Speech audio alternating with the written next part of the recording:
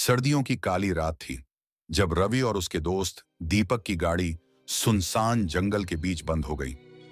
चारों तरफ गहरा सन्नाटा था और ठंडी हवा पेड़ों को डरावना बना रही थी। पास ही एक पुरानी हवेली नजर आई। दीपक ने मना किया, लेकिन रवि ने जोर देकर कहा कि वहां जाकर मदद मांगते हैं। डरते डरते दोनों हवेली में दाखिल हुए। अंदर अजीब सी ठंडक और सड़ांध भरी हुई थी।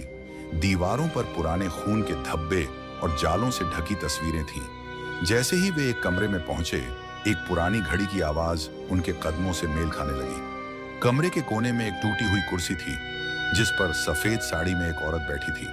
उसकी आंखें काली और गहरी थीं, जैसे किसी अंधेरी गुफा में झांक रहे हों। वह धीरे धीरे बुदबुदाई, तुमने मुझे क्यों जगाया?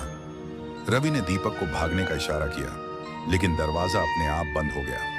अब कमरे में सिर्फ उनकी सांसों और उस औरत की हंसी की आवाज थी।